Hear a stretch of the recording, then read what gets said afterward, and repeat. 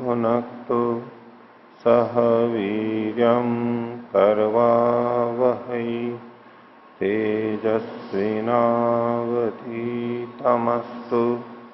मा विद्विषावहै। ओम शांति शांति शांति।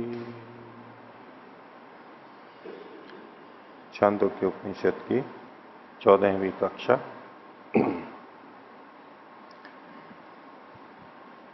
द्वितीय प्रपाठक को हम देख रहे हैं। इसमें पीछे हमने देखा था कि धर्म के 3 स्कंध बताए गए, 3 आश्रमों को, और चौथा जो ब्रह्म में स्थित होता है वो तो अमृतत्व को प्राप्त कर लेता है, पुण्य लोगों को प्राप्त नहीं करता। जन्म मरण के द्वारा जो श्रेष्ठ स्थितियां शरीर प्राप्त होते हैं उसको प्राप्त नहीं करता। और फिर बताया था कि प्रजापति ने तीनों लोगों को तपाया तो उससे 3 वेद सार रूप में ज्ञान निकले, उसको भी तपाया तो भूर्भुवः स्वः, और उसको भी तपाया तो ओम। इन सब के पीछे ओम छिपा हुआ है। तो तीनों लोगों के पीछे ज्ञान छुपा हुआ है, ज्ञान के पीछे सार रूप में भूर्भुवः स्वः है, और उसके भी पीछे सार रूप में ओम है। वो परमात्मा ही भूर्भुवः स्वः है। और फिर 3 प्रकार के ब्रह्मचारी, वसु, रुद्र और आदित्य, 24, 36, 48 या 24, 44, 48 इतने वर्ष तक। और ये विभिन्न लोगों को प्राप्त करते हैं, ऊंची ऊंची स्थितियों को प्राप्त करते हैं। तो जो यजमान होते हैं, विभिन्न श्रम आदि कार्यों को करते हैं, क्या वो भी उन लोगों को प्राप्त करते हैं? तो उसके बारे में प्रातः सवन और उसकी प्राप्ति के बारे में कुछ वर्णन पीछे हमने देखा था। पिछले पाठ में से किन्हीं को कुछ पूछना है तो पृष्ठ संख्या 372। हाँ, ये द्वितीय प्रकाठक और 22वां खंड, उसका 3रा अनुच्छेद पे। हाँ, सर्वेश्वरा इंद्र से आत्मा, जो इस तरह का जो बातें आई थी, तो उसमें अंतस्थ वर्णों को क्यों छोड़ दी? इसका कोई उत्तर नहीं है। कोई टीकाकार इस बात को बोलता नहीं है, मेरे पास भी इसका कोई उत्तर नहीं। और एक दृष्टि से आप कह सकते हैं तो कुछ उत्तर देता हूं, लेकिन अगला प्रश्न भी आप कर सकते हो। वो ईशत स्पृष्ट है, उनको स्पृष्ट मान करके उसमें अंतर्भावित कर दिया होगा उन्होंने। ये उष्मा के ऊपर, उष्मा भी तो ये तो मैंने कहा ही है कि अगला प्रश्न आप करोगे, वो अगला प्रश्न फिर आएगा कि भाई वो विवृत है तो ये ईशत विवृत है, इनको अलग क्यों पढ़ा है? तो इनको 3 तो लेने थे ना। और एक था तो इसमें वर्णमाला में भी थोड़ा थोड़ा उच्चारण में भेद और स्थान का, और ये थोड़ा थोड़ा सा रहता है ना। अब उस समय के हिसाब से अब जो भी लिखा है, अब इसमें क्या बता सकते हैं? कोई इस तरह के प्रश्नों को कोई खोलता ही नहीं है। किन्हीं के भी भाष्य देख लीजिए आप, शंकराचार्य जी का देख लीजिए, आर्य मुनि जी का देख लीजिए, और पंडित शिवशंकर शर्मा काव्य तीर्थ, उन्होंने तो संस्कृत में लिखा है। इस तरह के प्रश्न उठा करके चर्चा ही नहीं करते। और अभी इसको इस तरह से लीजिए कि हम एक इसका प्राथमिक अध्ययन कर रहे हैं, प्राथमिक अध्ययन कर रहे हैं, और बहुत सारी चीजें हैं जिनका उत्तर हमें आज प्राप्त नहीं है। जो परंपरा है, बहुत लंबी परंपरा रही, वो परंपरा श्रृंखला चल नहीं रही है, वो टूट जाती है, बीच बीच में खंडित होती रही है। उसका जो स्वरूप हमारे पास मिल रहा है या थोड़ी हम उहा कर पाते हैं, उतना है। ये सारा का सारा नहीं स्पष्ट होता है। यही बात ब्राह्मण ग्रंथों में भी लगेगी। सैकड़ों हजारों प्रश्न उठ सकते हैं इसी तरह के। तो वो नहीं, इसको सार के रूप में एक भाव अपने को ले लेना चाहिए कि भाई ये इस प्रकार से उपासना करते हैं, इन स्वरों पर हमें ध्यान देना है, इन ऊष्मों पे या इन वर्णों पे हमें ध्यान देना है, इनका उच्चारण ठीक करना है। ये भी एक प्रकार की साधना है। अब इनको 3 को ले लिया तो ठीक है, आप अंतस्थों को भी ले लीजिए, उसमें कोई बात नहीं है। कहीं अंतर्भावित कर लीजिए, या नहीं भी लिया तो प्रतीक के रूप में 3 को ले लिया, ठीक है। जो बात इनके लिए कही गई है वो अंतस्थों के लिए भी लागू हो जाएगी, ठीक। और जो इसके अर्थ कर रहे ऊपर हिंदी में, हाँ, उसमें जो प्रजापति है और मृत्यु है, इन सब के लिए महर्षि शब्द उपयोग किया। महर्षि मृत्यु ने इस तरह, तो ये महर्षि शब्द वास्तव मतलब महर्षि के लिए क्या ऋषि हुए थे ना, इन्होंने महर्षि लिखा है। इनको आविष्कार की दृष्टि से तो हम उस रूप में स्वीकार नहीं करते हैं।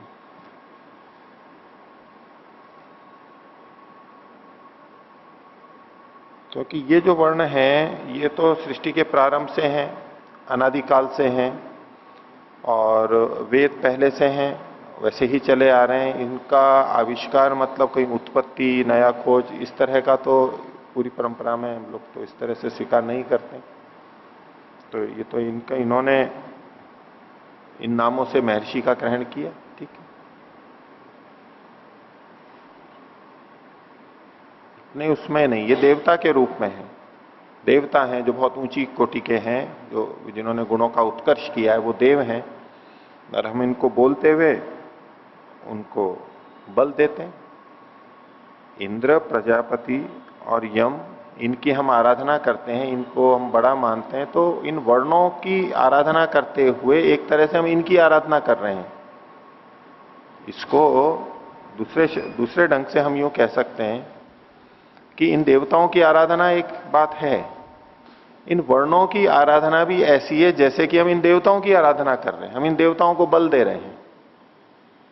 ये इन वर्णों की साधना को प्रेरित करने के लिए प्रशंसा कथन है। इंद्र की पुष्टि कर रहे हैं, इंद्र की आज्ञाओं का पालन कर रहे हैं, इंद्र के लिए हवि दे रहे हैं, वो सब एक अपनी जगह हो गया। तो बोले आप अगर स्वरों के बारे में ध्यान देंगे, उनकी उपासना करेंगे, तो ये भी एक तरह से इंद्र को ही बल देना है। तो स्वरों की उपासना इंद्र को बल देने की तरह से श्रेष्ठ कार्य है, इतने अर्थ में इसको ले लिया हमने, ठीक है। अब इससे इंद्र को बल मिलता है नहीं मिलता है वो एक अलग बात है, ये अर्थवाद के रूप में एक प्रशंसा कथन है।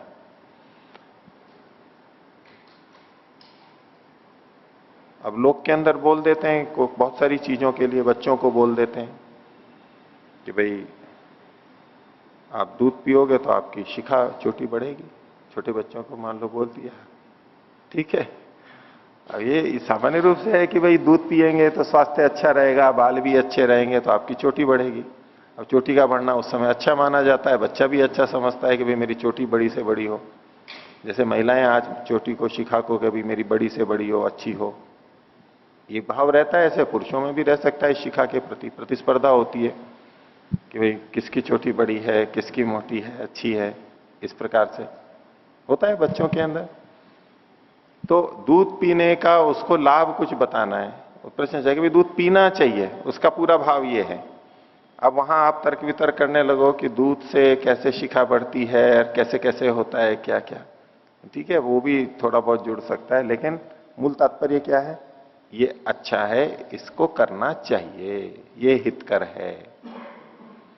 तो वर्णों की साधना, वर्णों पे ध्यान देना, उसकी आराधना करना, ये कर्तव्य है हमारा, हमें करना चाहिए, ये हमारे लिए हितकर है, ये भाव हो गया। और इसको उसकी जैसे इंद्र को बल दे रहे हैं, इस तरह से जैसे ये बहुत श्रेष्ठ है, उसकी श्रेष्ठता बताई गई है। ये प्रतीकात्मक रूप में इतना अर्थ ले लेंगे, बस यही तात्पर्य, इतने तक ही ले लेंगे। ठीक है, बोलिए। आचार्य जी, पृष्ठ संख्या 377। 377 77। हाँ, इसमें जो 24वां खंड का जो पहला प्रभाग है, हाँ, ब्रह्मवादिनो वदन्ति, हाँ, उसमें वसु नाम में वसु को 8 लिए हैं, हाँ, रुद्र 11 और आदित्य 12। हाँ, इनमें फिर वसु को 3 से गुना करके 24 और उन दोनों को 11 से गुना करके 44 और 48, 11 से 4 से गुना करके 44 और 48 किए हैं। हाँ, तो वो किस प्रकार गुना करके 24, 44, 48 को ले रहे हैं? आप उसके अलावा और कितने से गुणा कर सकते हो? वही 8 को आप 2 से दो, 2 से गुणा कर सकते हो तो 16 ही साल हो गए। 8 दूनी 16, 8 या 24, 3 में कर दोगे तो 4 में कर दोगे तो 32 चला जाएगा, बहुत ज्यादा हो जाएगा। तो ये 3 उपयुक्त है 24 साल में पुरुषों के लिए। 24 साल की आयु विवाह के लिए कि 24 साल तक तो अध्ययन करना ही चाहिए। पुरुषों के लिए विधान है, महिलाओं के लिए 16, 17, 18 वर्ष है। वो उनके शरीर की रचना, प्रजनन क्षमता, आयु उसकी दृष्टि से ठीक है। उनकी परिपक्वता संतानोत्पत्ति के लिए उस समय हो जाती है, तो उनके लिए 16, 17, 18 साल है। पुरुषों के लिए वो 24 साल है। ठीक है, तो एक ये हुआ। अब दूसरा और तीसरा भी आप 12 को अगर और ज्यादा कर दो 48 ही बहुत मुश्किल हो जाता है। उसके आगे चले जाओगे तो क्या होगा, 60 साल हो जाएगा। तो ये तो वो गणना लिखी हुई मिलती है कि भाई 24, 36, 48 ये हमें लिखा हुआ मिलता है, और इधर 8, 11 और 12 मिल रहा है। तो उसमें भाग दे देते हैं तो 3, 4 और ये आ जाता है। वो क्यों है ये तो नहीं, लेकिन उससे तालमेल बन रहा है एक गणना में, एक संख्या हमारे को दिखाई दे रही है, बस केवल उसकी ऊहा है ये। ठीक है,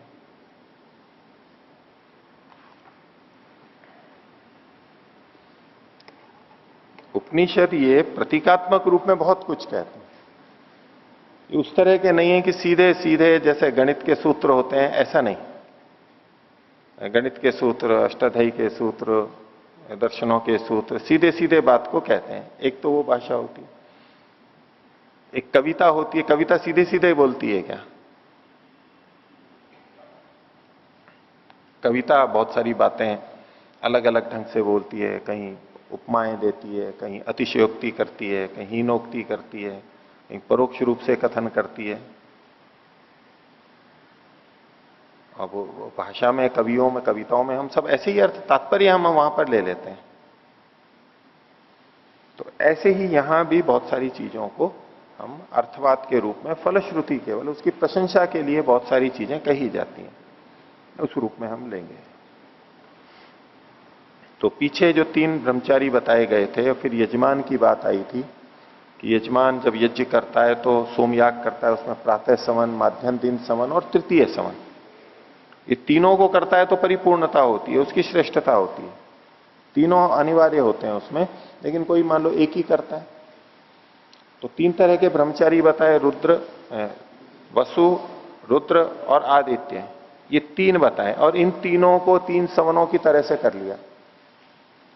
तो प्रातः समन का था, वसु देवता हो गए, वो ब्रह्मचारी भी वसु हो गया, उसको प्रातः समन का जो लाभ मिलता है, जो वो इसको भी मिलता है, यजमान को मिलता है। वसु ब्रह्मचारी होता है, उसको भी तो लाभ मिलता है, इतना पढ़ा लिखा है, 24 वर्ष तक उसने अध्ययन किया है। और जो माध्यम दिन समन भी करता है, उसके लिए अब आगे बताएगा, वो रुद्र ब्रह्मचारी के जैसा हो गया। और तृतीय समन जो करता है, वो ऐसे जैसे आदित्य ब्रह्मचारी है, उस तरह से उसने और ज्यादा किया है, उसको और लोगों की प्राप्ति होती है, और गुणों की प्राप्ति होती है। इस रूप में ये कथन मानना चाहिए। तो छंदोग्य उपनिषद के द्वितीय प्रपाठक का हम देख रहे थे 24वां खंड, और 6 तक हमने कर लिया था, 7वां देखिए। ये माध्यम दिन समन को और रुद्र ब्रह्मचारी को समझाते हुए ये कथन यहां पर किया गया। यजमान के लिए माध्यम दिन समन का, तो पूरा माध्यम दिनस्य सवनस्य उपाकरणा। तो माध्यम दिन समन को करने से पहले यजमान क्या करेगा? जगने न अग्निध्रियस्य उदंग मुख उपविश्य स रौद्रम साम अभिकायति। ये अग्निध्रिय एक अग्नि होती है, पीछे जो बताया था उन्होंने वो गार्हपत्य अग्नि का बताया था। गार्हपत्य अग्नि सोमयाग में जो पश्चिम दिशा की तरफ रहती है। अब ये एक अग्निध्रिय अग्नि है, जिसका कि यहां अर्थ दक्षिणाग्नि किया है। शंकराचार्य जी ने भी दक्षिणाग्नि अर्थ किया है। तो जो गार्हपत्य अग्नि होती है, उसके दक्षिण दिशा में एक और अग्नि होती है अर्धचंद्राकार की तरह से, गोलाकार होता है, उसका आधा चंद्रमा हो, इस तरह से एक बना हुआ होता है, उसमें भी अग्नि होती है। तो ये दक्षिणाग्नि इन्होंने भी और सब भाष्यकारों ने दक्षिणाग्नि ही अर्थ लिया है अग्नित्रिय का। लेकिन सोमयाग में एक उत्तर की तरफ बीच में प्रागवंशाला और उसके वहां पास में एक आग्नित्रिय शाला अलग होती है। अग्नित नाम का एक ऋत्विक होता है ब्रह्म वर्ग में, ब्रह्मा वाले वर्ग में अग्नित होता है और उसकी एक शाला होती है और उसमें एक अग्नि जलती है, उसको आग्नित्रिय अग्नि कहते हैं। वो अलग जगह पे होती है, दक्षिणाग्नि अलग चीज है वहां सोमयाग के अंदर। तो लेकिन इन सब ने आग्नित्रिय का मतलब दक्षिणाग्नि, हो सकता है इस नाम से बोला जाता हो, ये सब बड़े बड़े इसको दक्षिणाग्नि ही करते हैं। लेकिन जो आजकल प्रचलित है वो आग्नित्रिय अग्नि अलग चीज है, दक्षिणाग्नि से अलग है। जो भी है कोई एक अग्नि है, इतना आप मान करके चलिए। तो उसके नीचे जगने ना, उसके नीचे की तरफ, और वो उदंग मुख उपविश्य उत्तर की तरफ मुख करके सर रौद्रम साम अभिगायती, रौद्र साम का गान करता है, उसकी स्तुति करता है। क्या होता है वो गान, क्या करता है वो अगले अनुवाक में अप्रवाक में बताया। लोकद्वारम अपावृणु पश्येम त्वावयम वैराज्याय। बाकी तो ये गान के लिए बता रखा है यहां पर। तो यजमान के लिए कौन सा लोक होगा ये प्रश्न उठाया गया था, और ये भी यही कह रहा है कि लोकद्वारम अपावृणु, इस लोक के द्वार को खोल दो मेरे लिए, मैं इस लोक में प्रवेश करना चाहता हूं, नए लोक में प्रवेश करना चाहता हूं। पश्चिम त्वावयम, हम तुझको देख सकें, किस लिए? वैराज्याय, राज्याय वैराज्याय, और आगे भी आएगा। तो बहुत प्रकाशित होने के लिए, बहुत श्रेष्ठता के लिए हम इसको चाहते हैं, गुणों के उत्कर्ष के लिए हम इन श्रेष्ठ कार्यों को कर रहे हैं। और ऐसा करके अब वो होम करता है, आहुति देता है, अथ जुहोति। और उसमें किन के लिए देता है? तो नमो वायवे अंतरिक्ष क्षिते लोकक्षिते, वायु के लिए नमन है। कौन सा? जो अंतरिक्ष में रहता है, अंतरिक्ष में निवास करता है। लोकक्षिते, जो किसी एक लोक में रहता है।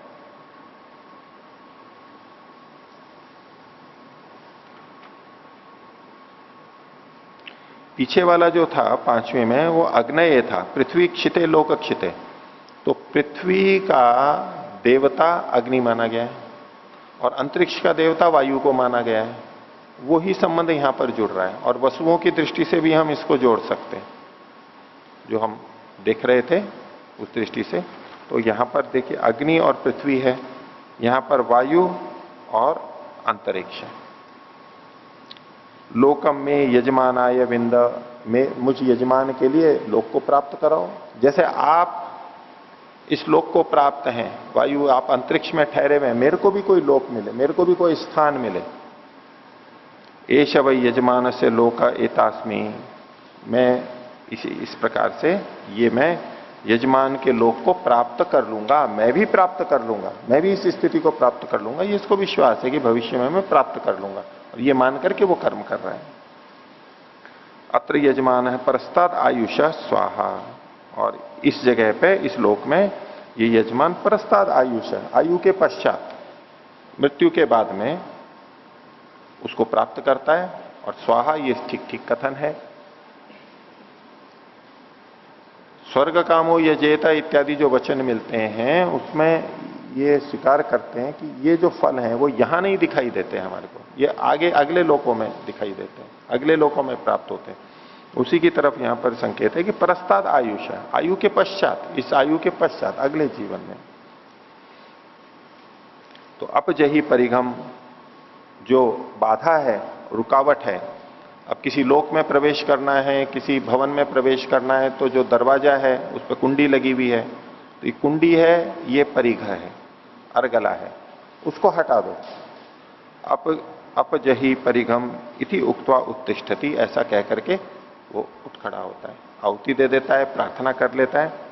और जब वो खड़ा हो जाता है तो तस्मै रुद्रा माध्यम दिनम समनम संप्रयच्छन्ति, तो रुद्र उसको माध्यम दिन समन का लाभ दे देते हैं, उसको उस लोक की प्राप्ति करा देते हैं।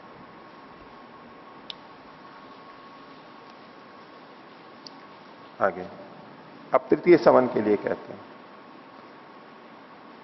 ये आदित्य ब्रह्मचारी के लिए हो गया। तो पूरा तृतीय सवन से उपाकरणा जघनेन आह्वनीय से उदंग मुख उपविश्य स आदित्यम स वैश्वदेवम साम अभिगायति। तो तृतीय सवन के करने से पहले ये आह्वनीय अग्नि के नीचे की तरफ, थोड़ा नीचे और उत्तर की तरफ मुख करके आदित्य को या वैश्वदेवों के लिए साम का गान करता है। आदित्य के लिए और वैश्वदेव, बाकी जो सारे देव हैं उसके लिए क्या गान करता है? लोकद्वारम अपावृणु, ये वैसा का वैसा ही है। पश्चिमत्वावयम, ये भी जू का तू ही है। स्वराज्याय, पहला राज्याय आया था, फिर वैराज्याय आया था, और ये स्वराज्य आया था, अपने राज्य के लिए, श्रेष्ठ राज्य के लिए। इति, फिर अगला देखिए 13वां, आदित्यम। तो ये आदित्य को पीछे से जोड़ना चाहिए। स्वराज्याय इति आदित्यम, इस प्रकार आदित्य को, और अथ वैश्वदेवम, अब वैश्वदेव को, क्योंकि इस तृतीय के अंदर आदित्य और वैश्वदेव ये दोनों को लिया था। ये जो आदित्य ब्रह्मचारी है, ये आदित्य को, या तो तृतीय सवन के अंदर आदित्य को, और आदित्य ही नहीं, आदित्य के साथ साथ वैश्वदेव, सारे देव आ गए इसमें, सब गुणों का वास हो जाएगा। सारे देवता जो श्रेष्ठ हैं उन सबको ये संबोधित करने की स्थिति में रहेगा, इतनी उसकी योग्यता बन जाती है। तो अथ वैश्वदेवम, यहां से अब वैश्वदेव के लिए आगे कह रहा है लोक द्वारम अपावृणु। ये बिल्कुल वैसा ही है जैसा पीछे 12वां था, लोक द्वारम अपावृणु। बीच का जो भाग है आदित्यम अथ वैश्वदेवम, तो आदित्यम को पीछे से जोड़ेंगे और अथ वैश्वदेवम को आगे वाले से जोड़ेंगे, दो हैं इसलिए। बाकी पीछे के जो हमने देखे थे वहां पर एक एक ही देवता था, अग्नि था और वायु था, तो वहां ये कहने की जरूरत ही नहीं थी। तो लोकद्वारम अपावृणु पश्चिमत्वावयम साम्राज्याय, साम्राज्य के लिए। स्वराज्य था पीछे आदित्य में, ये साम्राज्य है। राज्य, वैराज्य, स्वराज्य और साम्राज्य। राज्य तो सब जगह है, गुणों का उत्कर्ष तो सब जगह है। अथ जुहोति, अब होम करता है, कैसे? नमा आदित्येभ्यश्च विश्वेभ्यश्च देवेभ्यो दिवीक्षितभ्यो लोकक्षितभ्यो लोकम में यजमानाय विंदत। तो आदित्य के लिए नमन है, आदित्यों के लिए नमन है, और सभी देवताओं के लिए नमन है। कौन से? जो दिवीक्षितभ्य, जो द्युलोक में रहते हैं, द्युलोक में निवास करने वाले हैं। और द्युलोक में निवास करने वाले हैं इसलिए वो लोक में रहने वाले हैं, ये सब किसी न किसी लोक में रह रहे हैं। लोकम में यजमानाय विंदता, मुझ यजमान के लिए भी लोक प्रदान कीजिए, आश्रय प्रदान कीजिए। एष वै यजमानस्य लोक, यही यजमान का भी लोक होता है। एतास्मि, मैं उसको प्राप्त कर लूंगा। अत्र यजमान है परस्ताद आयुष स्वाहा, ये यजमान मृत्यु के बाद में, आयु पूरी होने के बाद में इसको प्राप्त करता है। अपहत परिघम इति उक्त्वा उत्तिष्ठति, दोषों को, अर्गला को हटा दो और मैं उठ रहा हूं। ऐसे जैसे कि पहले प्रार्थना की और अब मान लीजिए दरवाजा बंद है, कुंडी लगी हुई है और वो उठ खड़ा हुआ है कि हटा दो इसको, और वो उठ खड़ा हुआ है जैसे उसको अंदर ही जाना है, तैयार है, और उसको विश्वास है कि मैंने प्रार्थना की है और ये अर्गला हट जाएगी, बाधा हट जाएगी और मैं अंदर प्रवेश कर जाऊंगा। आगे, तस्मई आदित्यश्च विश्वे च देवा तृतीयम सवनम संप्रयच्छन्ति। तो आदित्य और विश्व देव उसको तृतीय सवन दे देते हैं, तृतीय सवन का लाभ उसको प्रदान कर देते हैं। एषः वै यज्ञ से मात्रा वेद, वही यज्ञ की मात्रा को, परिमाण को, लाभ को जानता है। यह एवं वेद, या एवं वेद, जो इस प्रकार से जानता है कि ऐसे ऐसे मुझे करना है, ऐसे प्रार्थना करनी है और फिर मैं इस चीज को प्राप्त करूंगा, वो ही यज्ञ की मात्रा को, परिमाण को, परिणाम को जानता है। ये जान करके ये सारी चीजें की जाती है। तो ये तीनों सवनों का मिला करके इन्होंने वर्णन किया। तो हितकारी चीजें हैं, हमारे लिए उपयोगी चीजें हैं और ये हमें करनी चाहिए, ये इसकी प्रेरणा होगी। ठीक है, आगे देखिए। अब ये आदित्य ब्रह्मचारी है, उस रूप में व्याख्या है। परोक्ष रूप से आदित्य ब्रह्मचारी को सिखा रहे हैं, धर्म के स्कंद हैं वो, पुण्य लोक होते हैं, श्रेष्ठता को प्राप्त करते हैं। और साथ में ये जो आदित्य है, सूर्य है, इसको भी लिया जा रहा है, उसका भी वर्णन कर रहे हैं और वैसे आदित्य का कर रहे हैं। तो यहां तक द्वितीय प्रपाठक समाप्त हुआ। अब छांदोग्य उपनिषद का तृतीय प्रपाठक, उसका पहला खंड। आदित्य का प्रसंग पीछे से चल रहा है। आदित्य ब्रह्मचारी भी सामने है और आदित्य ये जो सूर्य है ये भी हमारे सामने है। अब उसका भी देखिए कैसे कैसे वर्णन करते हैं, किस तरह से प्रशंसा कर रहे हैं। प्रस्तुति इस दिखने वाले आदित्य की है, लेकिन वास्तव में वो करना चाह रहे हैं उस आदित्य ब्रह्मचारी की, जो बचपन से लगातार 48 वर्ष तक अध्ययन करने में लगा हुआ है। लगातार अध्ययन में ही सीखने में, समझने में, शास्त्रों को, वेदों को, विद्याओं को सीखने में लगा हुआ है, जो इतना समय लगा रहा है, उसकी ये प्रशंसा है। तो पहला प्रभाग देखिए, ओम असौवा आदित्यो देव मधु। ये जो आदित्य है ये देवताओं का मधु है। मधु मतलब शहद। अच्छा लगता है, मीठा होता है, पुष्टिकारक होता है, स्वास्थ्यवर्धक होता है, सार रूप में होता है। ये देवताओं का मधु है। देवता जिसको चाहते हैं, देवता जिसका सेवन करते हैं, ऐसा वो। आप इस आदित्य को भी ले सकते हैं। जितने भी देव हैं उनका सार के रूप में ये है।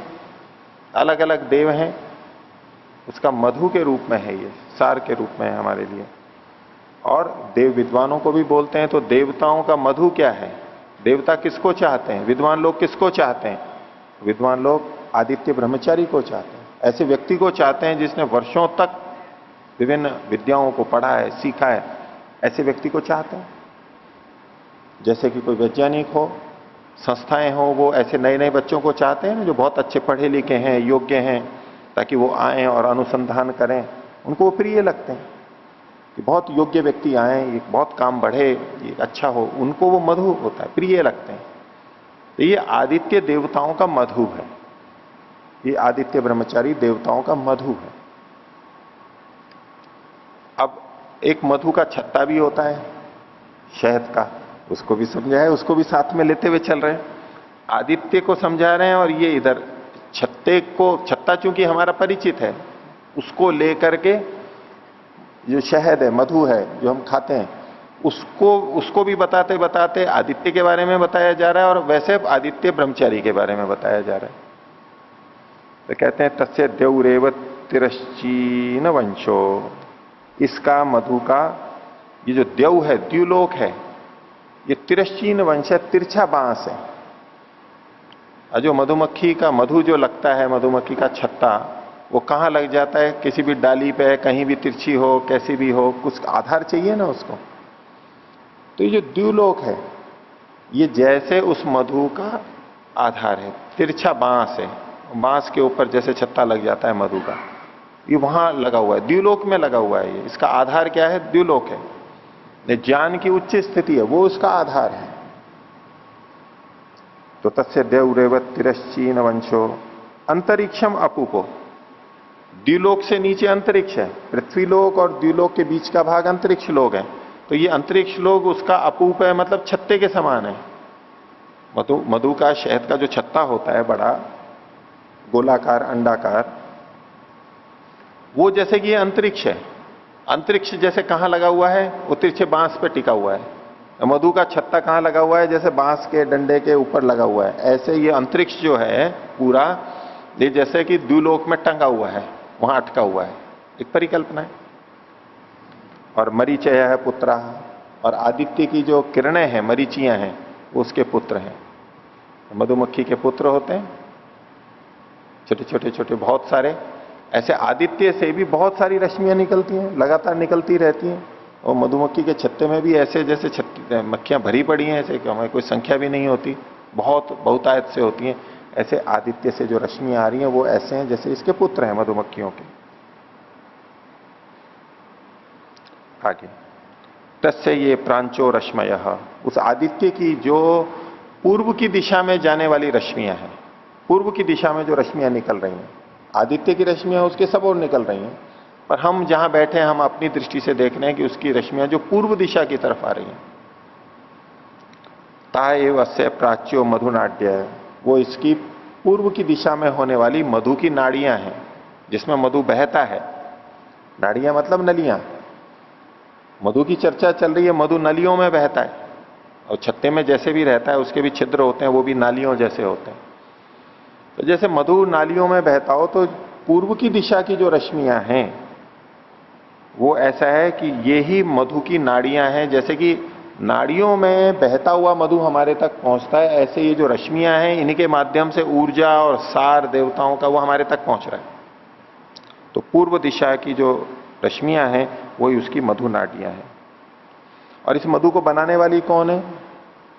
तो कहा ऋचा एवं मधुकृत। मधु को करने वाले, बनाने वाले कौन है? ऋचाएं हैं। ऋग्वेद के मंत्र हैं, जो छंदोबद्ध रचना है, अर्थवशात जहां पाद व्यवस्था है, वो जो ऋचाएं हैं, ऋग्वेद के जो मंत्र हैं, वो इस मधु को करने वाले हैं। मधु को वैसे कौन बनाता है? मधुमक्खी बनाती है। तो ये जो मधु है, जो देवताओं का मधु है, इसको बनाने वाली कौन है? ऋचाएं। अब मधुमक्खियां हो तो मधु कहां से निकालेंगे? फूलों से निकालेंगे। फूल नहीं होंगे तो कहां से निकलेगा? तो बोले ऋग्वेद है एवं पुष्पम। जो ऋग्वेद है वो पुष्प है। ऋग्वेद जो ग्रंथ है वो जैसे कि पुष्प है, और उसकी जो ऋचाएं हैं वो जैसे मधुमक्खियां हैं। अब वो मधु बनाएंगे। तो ता अमृता आपह, वो जो इसके जल हैं, सार हैं, वो अमृत हैं, लाभ देने वाले हैं, बहुत मृत्यु से परे ले जाने वाले हैं। अब ये रस कैसे निकलेगा? कैसे क्या होगा? मधु कैसे निकलेगा? तो तावा एता ऋचः एतम ऋग्वेदम अतपन अभ्यतपन। तो ये जो ऋचाएं थी, ऋचाएं कौन सी थी? जो मधुकृत थी, मधुमक्खी की तरह से। और एतम ऋग्वेदम अभ्यतपन, इस ऋग्वेद को उन्होंने तपाया। ऋचाओं ने ऋग्वेद को तपाया। जैसे मधुमक्खी पुष्प से सार लेती है, रस लेती है, मकरंद लेती है, तो जैसे कि फूल को तपा रही है और उसमें से निकाल रही है। तो इन ऋचाओं ने ऋग्वेद को तपाया, और तपाया तो तस्य अभितप्तस्य, वो जो ऋग्वेद जब तप गया, जैसे कि पुष्प हो गया, तो उससे क्या निकला? मधु निकलता है जैसे। तो यहां क्या निकला? तो तेज इंद्रियम वीर्यम अन्नाद्यम रसो अजायत है, इस रूप में रस निकला। तेज निकला, तेजस्विता, इंद्रियों की शक्ति, उत्साह, सामर्थ्य, विभिन्न खाद्य पदार्थ, उपभोग के पदार्थ, ये रस के रूप में उत्पन्न हुए। अब ये जो सारी चर्चा चल रही है, ये ऋचाएं और ऋग्वेद, ये इस मधु पे जो हम खाते हैं उस पे तो लगती नहीं है। वहां तो मधुमक्खी रहेगी और पुष्प रहेगा, और उससे जो सार निकला है वो शहद के रूप में रहेगा। और ये बात उस आदित्य में भी, सूर्य पे भी नहीं घटती है पूरी पूरी, कि वहां कुछ ऋचाएं थी और उन्होंने ऋग्वेद को तपाया और उससे मधु निकला, तो आदित्य में से जो मधु निकल रहा है और वो चीज है। ये वेद का उल्लेख, ऋचाओं का उल्लेख किस बात का संकेत कर रहा है? ये मनुष्यों की बात है, ये आदित्य ब्रह्मचारी की बात चल रही है। तो मधुमक्खी, मधु का छत्ता, ये सब तो प्रतीक रूप में समझाने के लिए साथ साथ में बता रहे हैं कि देखो ऐसे ऐसा है, जैसे ये ऐसा यहां पर ये है। और सूर्य का भी जो वर्णन कर रहे हैं, उसकी प्राची का पूर्व की रश्मियां, और इससे ये कुछ और भी आगे बताएंगे, वो भी एक प्रतीक के रूप में है, समझाने के लिए। वास्तव में ये आदित्य ब्रह्मचारी को समझाने की चर्चा चल रही है।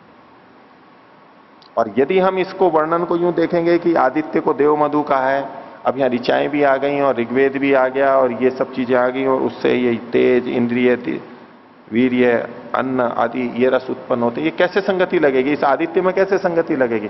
तो कभी भी नहीं लगेगी।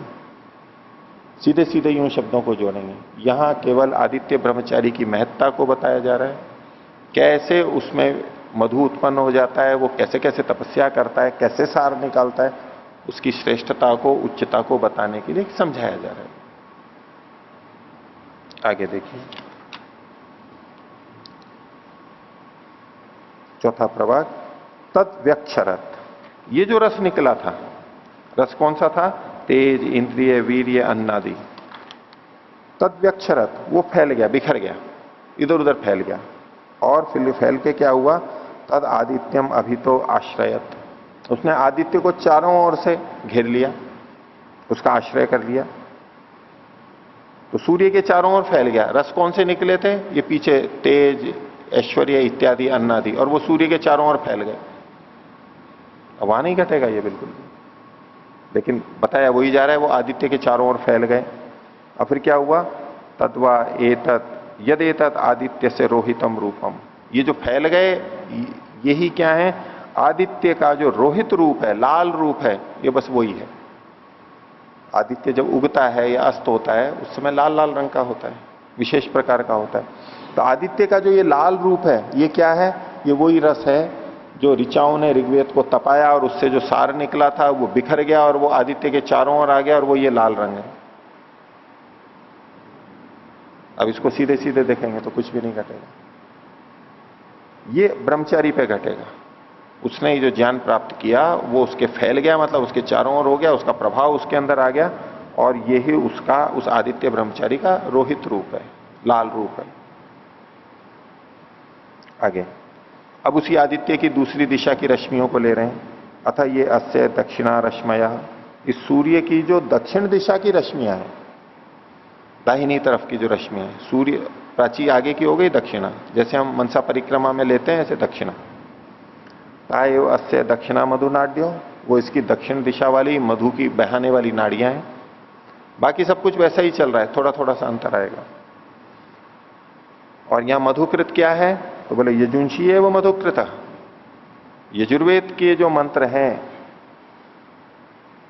जो गद्य भाग है, पद्य भाग है, वो इसके मधु को बनाने वाली मधुमक्खियों की तरह से, वहां ऋचाओं को कहा था, यहां पर इनको कह दिया। और पुष्प क्या है? यजुर्वेद है वो पुष्पम, यजुर्वेद उसका पुष्प है, उस पुष्प से सार को निकालना है। ता अमृता आप, और ये अविनाशी उसका जल है या उससे होने वाले कर्म। आगे तानी वा एतानी यजुंशी एतम यजुर्वेदम अभ्यतपत, इन यजुओं ने उस यजुर्वेद को तपाया। वहां ऋचाओं ने ऋग्वेद को तपाया था, यहाँ यजुष ने यजुर्वेद को तपाया। जैसे मधुमक्खी पुष्प में से निकालती है तो उसमें अपना कुछ डंक डालती है, मुख डालती है, फिर उसमें से चूसती है, वही तपन है उसका एक तरह से। तस्य अभितप्त यशस तेज इंद्रियम वीर्यम अन्नाद्यम रसो अजायत, ये वो के वही है जो रस वहां निकले थे ऋग्वेद में से, यानी ऋग्वेद पुष्प में से, यही यजुर्वेद के पुष्प में से भी ये चीजें लाभदायक चीजें हमारे लिए बनी। और तत्व्यक्षरत, ये भी फैल गई फिर सब जगह। तद आदित्यम अभी तो आश्रयत, उन्होंने आदित्य को चारों ओर से उसका आश्रयत, उसको ठहर लिया या उसमें वो पहुंच गई। तत्वा एतत् यद एतत् आदित्य से शुक्लम रूपम, सूर्य का जो शुक्ल सफेद रूप है वो यही है। ऋग्वेद से जो सार निकला था उससे लाल रूप हो गया और इससे सफेद रूप हो गया। अब दिखा वहां आदित्य में रहे हैं, उगते हुए लाल होता है, ऊपर आ जाता है तो वो सफेद रंग का हो जाता है, वही सूर्य। और ये आदित्य ब्रह्मचारी के लिए संकेतित कर रहे हैं, क्योंकि वेद की बात चल रही है। आगे अथ ये अस्य प्रत्यंचो रश्मया, और जो इसकी पीछे पश्चिम दिशा की ओर की रश्मियां हैं इस आदित्य की, ताएव अस्य प्रतीच्यो मधुनाट्य, वो इसकी प्रतीची दिशा की, पश्चिम दिशा की मधु को बहाने वाली नाड़ियां हैं। सामान्य वो मधुकृत, और जो इसमें साम है, मंत्र हैं, वो इसके मधु को बनाने वाले हैं। और सामवेद एवं पुष्पम, और सामवेद पुष्प हो गया। और ता आपह ता अमृता आपह, और ये उसके अमृत रूप आप है। तो तीनों वेदों का आ गया यहां पर, चौथे का आगे बताएंगे। और इससे क्या हुआ? तानी व एतानी सामानी एतम सामवेदम अध्यतपन, इन सामों ने, साम मंत्रों ने सामवेद को तपाया, और उससे तस्य अभितप्तस्य यशस तेज इंद्रियम वीर्यम अन्नाद्यम रसो अजायत, उसी तरह से ये रस उत्पन्न हुआ और वो रस फिर फैल गया। वो की वही बात है, तद्व्यक्षरत तद आदित्यम अभी तो आश्रयत, आदित्य के चारों ओर ठहर गया। तद्वा एतद यद एतद आदित्य से कृष्णम रूपम, आदित्य का जो काला वाला भाग है, बीच में थोड़ा सा कालापन भी दिखता है, ज्यादा देखें तो बीच बीच में काले काले धब्बे भी होते हैं, वो ऐसा भी माना जाता है, थोड़ा थोड़ा सा वो अधिक प्रकाश या कुछ ऐसी स्थिति कुछ होती है, वहां पर बीच बीच में वो धब्बे देखे जाते हैं। वैज्ञानिक लोग भी इस बात को बोलते हैं सूर्य में, और उससे वो बहुत सारा संकेत भी निकालते हैं। सूर्य में ये बढ़ गए हैं धब्बे, घट गए हैं, सूर्य के अंदर जो क्रियाएं होती हैं उसके आधार पर होता है। तो सूर्य का जो ये कृष्ण रूप है बीच बीच में, ये वो है। आगे अथ ये अस्य उदंचो रश्मया, और जो इसकी उत्तर की ओर की रश्मियां हैं, ताएव अस्य उदीच्यो मधुनाट्य, वो उसकी मधुनाड़ियां हैं। और अथर्वांगी रस एवं मधुकृत, और अथर्वेद के जो मंत्र हैं वो उसके मधुकृत है, मधु को बनाने वाले हैं। और इतिहास पुराणम पुष्पम, इतिहास और पुराण उसके पुष्प हैं। अभी तक जो पीछे 3 आए थे वो तीनों वेदों के नाम लिए थे, यहां पर इन्होंने इतिहास और पुराण शब्द लिया है, अथर्ववेद शब्द नहीं लिया है कि अथर्ववेद उसका पुष्प है। तो इसके लिए यह स्पष्टीकरण होता है कि इतिहास और पुराण का विषय अथर्ववेद में मिलता है। ये इतिहास ऐसा नहीं लौकिक इतिहास, और पुराण भी वो नहीं जैसे ये पुराण प्रचलित हैं आजकल। ये उपयुक्त चीजें हैं जो नित्य इतिहास है, और नित्य जो पुरानी बातें हैं सृष्टियों के अंदर जो होती रहती हैं, अभी तक हुई हैं, विज्ञान जो है उसको इतिहास और पुराण शब्द से कहा गया है, और वो विषय उसमें रहते हैं। तो ये चौथा अथर्ववेद के लिए कहा गया है, उसको इन्होंने, ये इसके पुष्प के समान है। ता अमृता आपह। आगे उसी क्रम में बोल रहे हैं, तेवा एते अथर्वांगी रस एतत् इतिहास पुराणम अभ्यतपन। अथर्वांगी रस जो है, इन्होंने यानी जो अथर्ववेद के मंत्र हैं, इन्होंने अथर्ववेद को तपाया, और उससे जो निकला वो यश तेज इंद्रियम वीरियम अन्नाद्यम रसो अजायत, और ये रस फिर फैल गया। तत्व्यक्षरत तद आदित्यम अभी तो अश्रयत, और वो भी आदित्य के चारों ओर ठहर गया। तद्वा एतत् यदेतत् आदित्य से परम कृष्णम रूपम, आदित्य का ये गहरा कृष्ण रूप है। एक हल्का कृष्ण रूप था, वो प्रकाशित तो रहता ही है, उसमें कुछ हल्के काले रंग के होते हैं, कुछ और गहरे काले रंग के होते हैं। तो ये परम कृष्ण, ये गहरा काला रूप है। अथ ये अस्य ऊर्ध्वा रश्मय, जो इसकी ऊपर की रश्मियां है, ऊपर की तरफ वाली, ता एव अस्य ऊर्ध्वा मधुनाट्य, ये इसकी ऊपर की मधु की नाड़ियां हैं, ऊपर की ओर मधु को ले जाने वाली हैं, ये सबसे ऊंची है। और इसमें मधुकृत क्या है, तो गुह्या एव आदेशा मधुकृत, इसके जो गुह्य आदेश हैं, गुप्त आदेश हैं, संदेश हैं, ये मधु को करने वाले हैं। जैसे तीनों वेदों में, चारों वेदों के लिए उनके मंत्रों को मधुकृत कहा गया था। मंत्रों में विचार है, कुछ ना कुछ विधि निषेध है, ये करना चाहिए, ये नहीं करना चाहिए, कुछ स्तुति है, कुछ वर्णन है, कुछ विचार दिया हुआ है। ये मधु को करने वाले हैं। ये जो देवताओं का मधु था, उस मधु को बनाने वाले हैं, करने वाले हैं ये मंत्र और ऋचाएं। तो यहां पर मधु करने वाली कहा गुह्या एवं आदेश, जो गुप्त आदेश होते हैं, ऐसे आदेश जो सबको नहीं दिए जाते, विशेष उन्हीं को ही दिए जाते हैं जो ऐसी स्थिति में है, उनको वो ये उसके मधु को करने वाले होते हैं। ये उन आदेशों को से ही, उन आदेशों के अनुसार चलने से वो मधु को प्राप्त कर लेता है, मधु को बनाने वाला हो जाता है।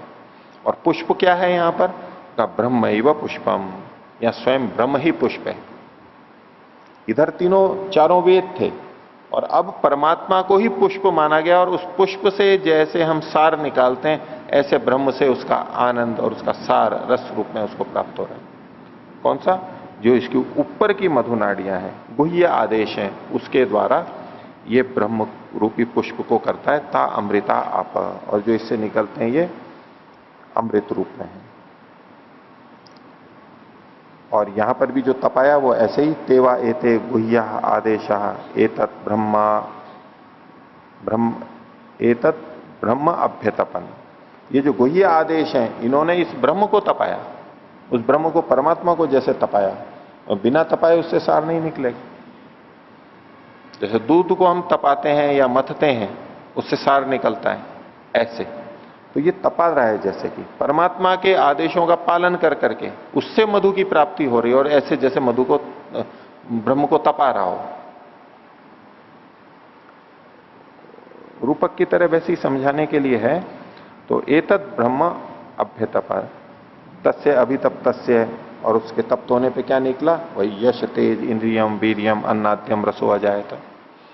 दिखने में ये सारे के सारे रस वो के वही हैं जो सब जगह पीछे भी चारों में कहे गए, यहां भी कहे गए। इनके स्तर के अंदर कुछ भेद हमें समझना चाहिए, कुछ कुछ भिन्नता तो होनी ही चाहिए।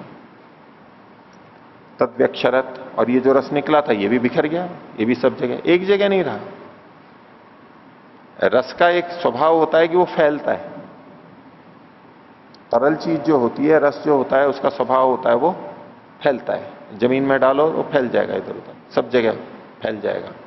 तो ये जो रस है उस व्यक्ति को व्याप्त करता है, उसके सब जगह पे पहुंच जाता है, सब जगह फैल जाता है।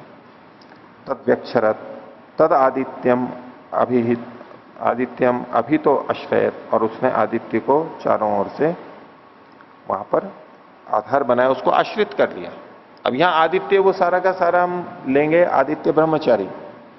ये जो जितने गुण हैं, उसने जो तपस्याएं की उससे जो गुण निकले वो उसमें ठहर गए, ये गुण आदित्य में ठहर गए, अर्थात उस ब्रह्मचारी में ठहर गए, उसको आश्रित कर लिया, उसको ये सब चीजें प्राप्त हो गई।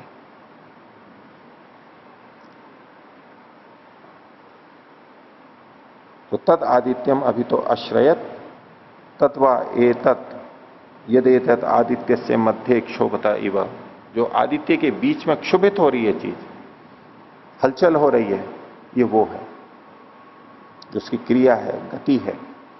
अब यूं देखने से हमारे को आदित्य के बीच में कोई क्षोभ दिखाई नहीं देगा, हमारे को तो यहां से स्थिर ही दिखाई देता है।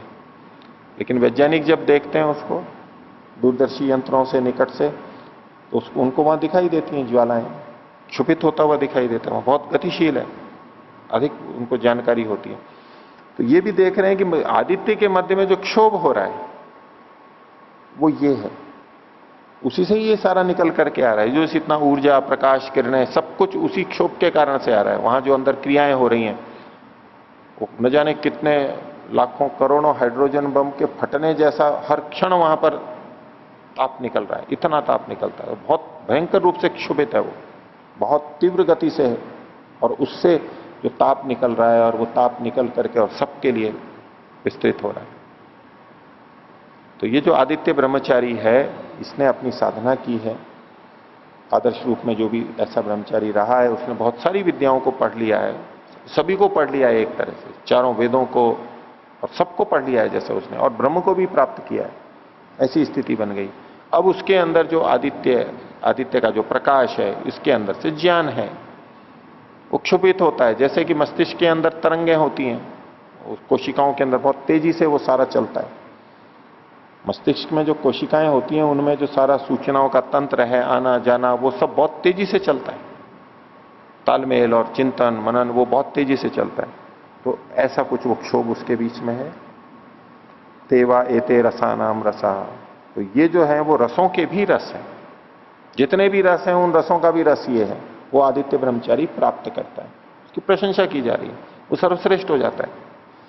तेवा एते रसानाम रसा, तो रसों के रस हैं। अब ये रस कौन है और फिर उससे निकलने वाला रस कौन है? तो उसको कहते हैं वेदा ही रसाहा, ये वेद ही रस है। तो पहला शब्द है रसानाम, वो कौन है?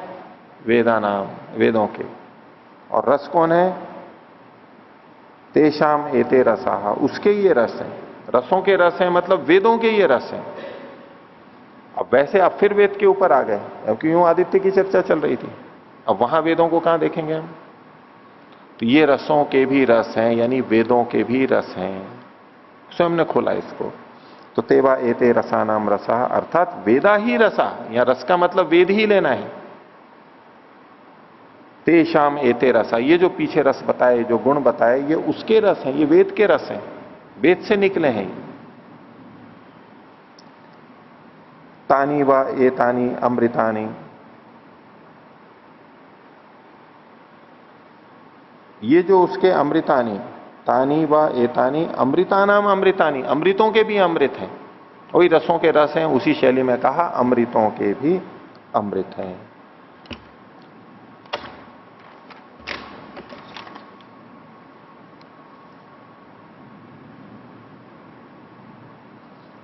तो पीछे रस की भी बात थी, अमृत की बात थी, दोनों ही बातें थी। तो रस उत्पन्न हुआ, अमृत उत्पन्न, ताहा अमृता आपह और रसो अजायत। रस और अमृत दो शब्द आ रहे थे, तब उसको सार रूप में इन्होंने जो कह दिया कि ते वा एते रसानाम रसा, तो वेद ही रस हैं और ये रस कौन से हैं? इस वेद के ही रस हैं। इसी तरह का तानी व एतानी अमृतानाम अमृतानी, अमृतों के भी अमृत हैं। तो यहां अमृत क्या है? तो फिर कह दिया वेदा ही अमृता, वेद ही यहां पर अमृत हैं। और तेषाम एतानी अमृतानी, ये जो अमृत चीजें निकली हैं ये उसी वही अमृत, ये उसी से अमृत से निकली है। तो जितना भी रस निकला, जितना भी अमृत निकला, जो सार निकला, जो गुण निकले, जो हमारे को नाश से बचाते हैं, जो हमारे को बढ़ाने वाले हैं, ये सारे वेद से निकले हैं, सारे ज्ञान से निकले हैं। इस बात को यहां पर संकेत किया। और चूंकि आदित्य ब्रह्मचारी जो उस पूरे क्रम से पढ़ता है, वो उस तरह की योग्यता होती है, तो वो चारों वेदों को पढ़ जाता है। 48 साल में चारों वेदों को पढ़ जाता है। तो उसको जिसने चारों वेदों को समझ लिया है, ज्ञान प्राप्त कर लिया है, कितनी उसकी प्रखरता होगी, कितनी चीजों को उसने समझ लिया होगा, हम एक कल्पना कर सकते हैं उसकी। अब वो कितने उसका लाभ उठा सकता होगा। हम थोड़े थोड़े से ज्ञान का कुछ लाभ उठा लेते हैं, थोड़ा थोड़ा होता है, लेकिन उसने इतना ज्ञान प्राप्त किया, उससे उसको कितना कितना क्या हुआ होगा, ये उसकी प्रशंसा की गई। क्योंकि कोई व्यक्ति लगातार पढ़ता रहे, 24 साल में विवाह ना करके वो 36 और 36 से आगे 48 साल तक पढ़ता रहे, अब गृहस्थ में जाए, उसी में ही अपना सारी क्षमता लगा रहा है, तो ये एक सामान्य बात नहीं है, कोई कोई करता है। तो उसको प्रेरित किया जा रहा है, उसकी महत्ता बताई जा रही है कि इसको ज्ञान प्राप्ति और इसके लिए हमें खूब प्रयत्न करना चाहिए, उसके लाभ हैं, उससे बहुत ऊंची चीजों को वो प्राप्त कर सकता है। ये ऐसी प्रशंसा यहां पर की गई। तो ये प्रसंग यहां पर समाप्त होता है। आगे का फिर आगे देखेंगे। किन्हीं को कुछ पूछना है तो पूछिए, बोलिए।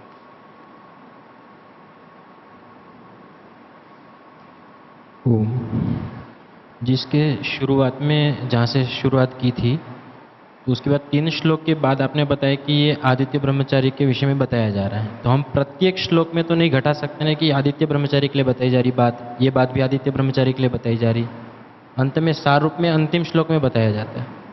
बीच में भी हम कुछ कुछ घटा सकते हैं। इसमें क्या है कि ये सीधे सीधे पूरा नहीं घटा सकते, क्योंकि वो कहीं कहीं तो मधु के बारे में बोलने लग जाएंगे, लौकिक मधु के बारे में, और कहीं ऐसा घटेगा जैसे इस सूर्य के बारे में बताया जा रहा है। लेकिन वहां भी जो वर्णन किया जा रहा है उसको आदित्य ब्रह्मचारी पे ही घटाना चाहिए। वो उपलक्षण से आएगा, वहां उपमा से आएगा, कुछ दूसरा तात्पर्य निकल के आएगा, अंततः वहीं घटाया जाएगा। क्योंकि यहां पर उपमान उपमेय दोनों का ही चल रहा है, उदाहरण दृष्टांत दोनों चल रहे हैं, उसको समझाते हुए दार्ष्टान्त भी चल रहा है। वो मिला जुला ऐसा घुला रूप है कि वहीं बस हमको समझना होगा कि यहां ये तो दृष्टांत है, ये दार्ष्टान्त है। और अंतिम रूप और इस पूरे को देखने से हमें पता लगता है कि ये न तो इस सूर्य की आदित्य की बात है जो आकाश में द्युलोक में चमक रहा है, इसकी तो ये बात नहीं है पूरी पूरी, लेकिन उसका वर्णन हमें दिख रहा है, शब्द हमें वैसे ही कह रहे हैं, तो हमें लगता है कि उसके माध्यम से कुछ समझाया जा रहा है, उदाहरण के रूप में लिया गया है, उसको उपमा के रूप में प्रस्तुत किया जा रहा है। ऐसा ही लेंगे, ये भाषा ही ऐसी है उपनिषदों की। एकदम आप स्पष्ट वर्णन करेंगे तो उस तरह का नहीं मिलेगा। एक छोटा सा और था, शुरुआत में जी दूसरा जो श्लोक था उसमें ऋच एव मधुकृत ऋग्वेद एव ऐसा कहा, ऋग्वेद एव पुष्पम। हाँ, 385 पृष्ठ पर। हाँ। और फिर अगले श्लोक में प्रथम पंक्ति में कहा तावा एता ऋच एतम ऋग्वेदम अभ्यतपन। हाँ। ये दोनों विरुद्ध से लग रहे हैं जी वाक्य, दोनों वाक्य विरोध से लग रहे हैं। अच्छा, कैसे विरोध लग रहे हैं? देखो, पहले मैं कहा कि ऋचाएं क्या है? मधुकृत है, यानी मधुमक्खियां हैं, और ऋग्वेद क्या है? पुष्प है। पुष्प है। अब आप उसको मत देखो, वो जो ऋग्वेद ग्रंथ है, आप कहेंगे कि ग्रंथ क्या है, तो वो ऋचाएं ही तो है, उसके अलावा क्या है? वो अभेद दृष्टि दिखेगी ना। आप ऋचाओं को हटा दो तो क्या ऋग्वेद बचेगा? अभेद दृष्टि। लेकिन समझने के लिए भेद दृष्टि है।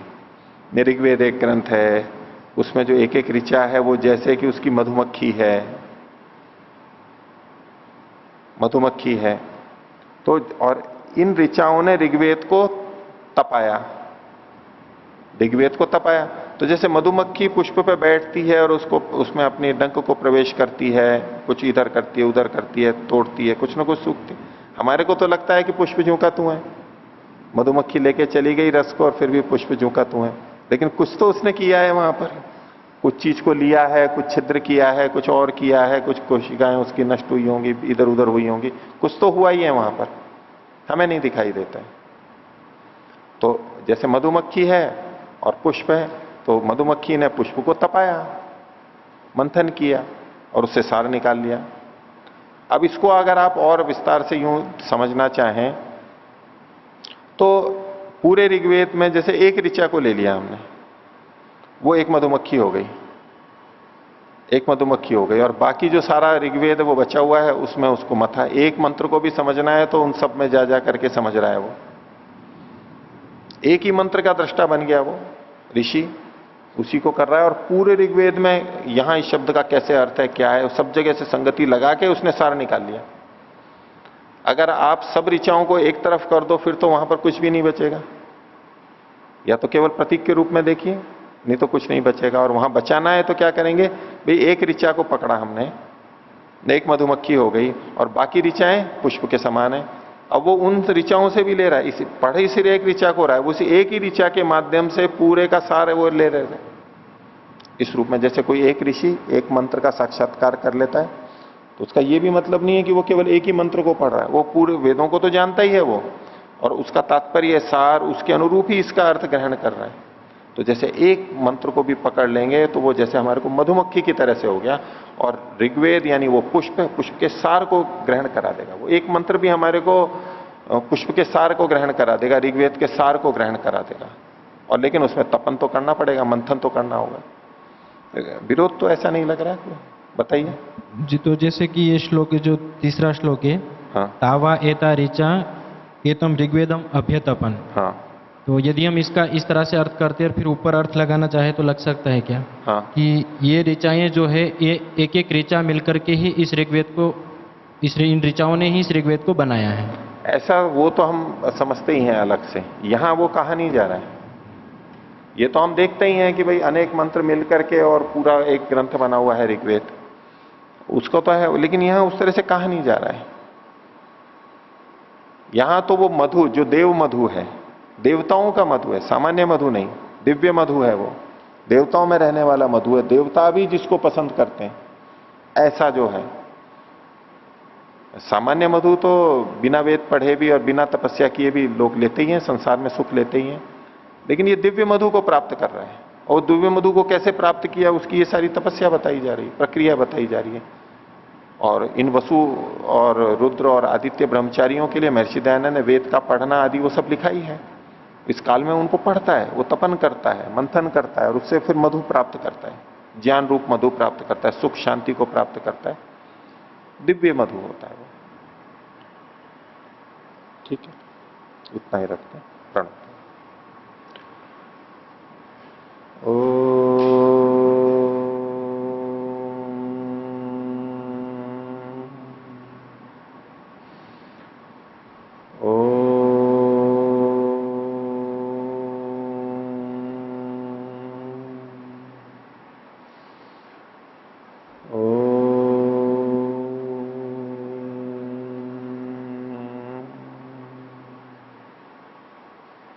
सभी को सादर अभिवादन। ओम शांति।